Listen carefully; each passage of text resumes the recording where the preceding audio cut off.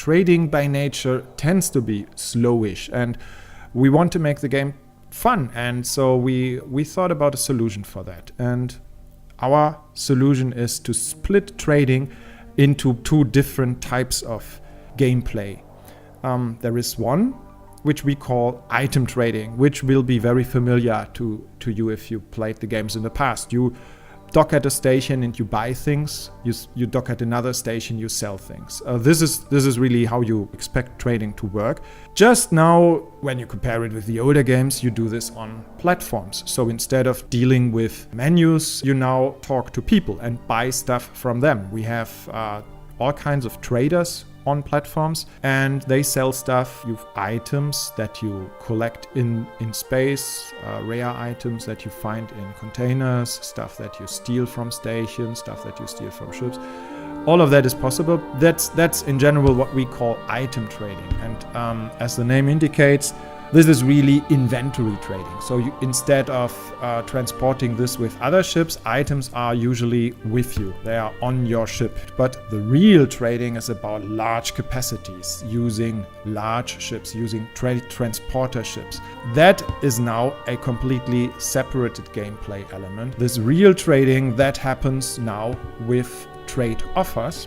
You can see the trade offers here. They are usually at the outside of stations because they need space. We are talking about large quantity of goods here. This real trading, that's usually about the actual supply of factories and space cities with goods. So we require large ships for it, and we require a lot of smaller ships to do the loading and unloading. So as you can hear in that, this really takes time if we want to represent it in the game realistically. You can see the large capital ship docking, you can see the drones starting to load and unload your goods to the ship. All of this is visualized realistically, but you as a player, you don't suffer from this speed because you just order other ships to do it.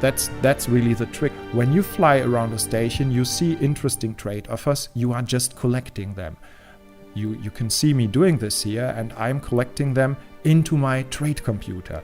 Here on this menu, you can now see where they are listed. This is basically two menus. We group them by selling offers and buying offers. So on the one menu, you see what stations you have visited are currently selling goods. And on the other menu, you can see which products are currently being bought by stations. So by comparing this, you can find interesting matches, and you can see for every product, where did you see it the cheapest so far? Then you order other ships to execute your trade orders. So here you can see the quantities, here you see the price that a station pays or that you have to pay to a station. And you can see at the top of this menu all of your ships. So you usually, if you want to now give a trade order, you would select a ship that matches the products that you want. So for example, one freighter, like in this example, can only transport energy because it's a specialized energy transporter, while another one is a more generic transporter with capacities for all types of products. You select which of the ships in your squad should execute this order. Then you select the matching products. You can now only select that fit with this ship. Then you confirm the order at the bottom of the menu. You see the actual transaction order. You can now change the quantity, and by confirming it, you will now get a reply from the captain of the ship that he is now on his way to execute this order. The trick here is this is just a queue. You can now add multiple of those orders to a single ship, and it will execute these orders one by one. So while you fly around collecting orders, selecting the best ones for making money, your ships execute this with some delay afterwards. So it could be actually like 10 to 20 minutes delay between you giving the order and the ship actually executing it. But that doesn't matter for you. If you like, you can watch the ship doing what you commanded it to do. But if you are more interested in playing the game in other areas, you may just do something else in between. And you can already look for a place where you want to sell these products and give the sell order for the same products. Now a trader always wants to make the maximum amount of money, and for that he wants to buy products as cheap as possible and sell them as expensive as possible. In the past of the X games, that always meant you are looking for the factory that has a very high amount of its products and then you can be sure that it's going to sell it very cheap, and you are looking for another factory that buys these products as resources and currently is as empty as possible. The empty resources means they are willing to pay a higher price. While this is still true, there are now also lots of other explanations why a factory may be willing to pay more or is willing to sell for cheaper. But there's lots of little stories behind that. For example, there may be a technical problem with a cooling aggregate of a factory, and because you know of that, you can predict that the prices are going down or are going up. And this information is crucial, and the way we are representing this to players is by discounts. Discounts are unlocked everywhere in the game. Just by flying over a station and getting information about the station, you may unlock a discount. This happens all the time. It can happen if you talk to a person, and if you are successful and the guy likes you, he may give you a discount. That the story behind that could be that he has a cousin in the sales and he's just giving you some special price. The X games are played by very different folks. We know that the people who buy our games are, well, as different as people can be. There are some people who play our games entirely for the action part. They want to blow stuff up, and we give them that. And there are the opposite people who are really interested in the economy of our game and play our game because it provides them this realistic economy.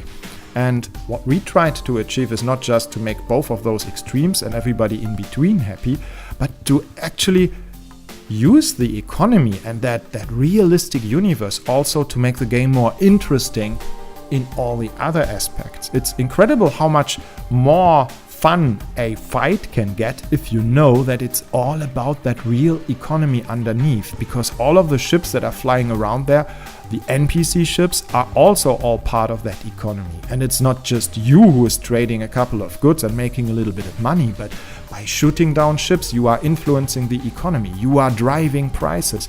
So even the person who is just interested in playing missions and fighting will still be a part of that economy and will still feel a much deeper gameplay than in a game that takes its motivation entirely from scripted missions and the scripted universe. Okay, now I want to quickly show you how mining works, because mining is at the bottom of the economy. As you know, we have natural resources in our universe. Many of those come from asteroid fields, but not all of them. We also have nebulas, which can be harvested for things like plasma. But for all of that harvesting, you need collector ships. The way you command those ships is you simply put them in your own command group. Once I did that, this ship will follow me around. If I am now in an asteroid field, like this one here, I can turn on a mode and tag asteroids. If I tag an asteroid, you can see how the collector ship launches drones, pick them up, and drag them over to the capital ship. So without any complicated user interface, I can very quickly and easily tell the ship exactly what I want it to do. Of course, you don't have to do that.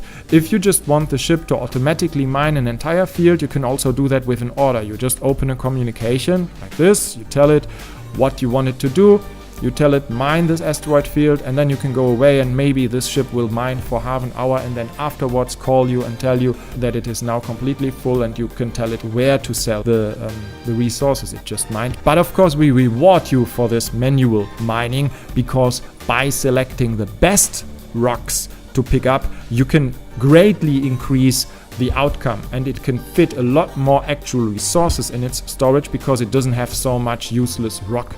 To get the rocks that you can pick up with your collector ship, you sometimes have to cut asteroids into smaller pieces. Large asteroids need to be cut with mining lasers or missiles, and you can use your own mining laser like I'm doing here and cut it directly with your own ship, or you can just tell one of your capital ships to do that. And again, you don't have to open a menu for that. You just tag the asteroid, and the capital ship will try to fly as close as possible and use its mining laser to cut this asteroid into smaller pieces.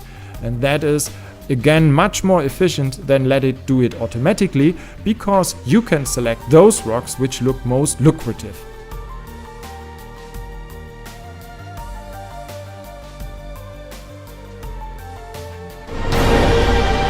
Welcome aboard. Board computer ready to receive new command.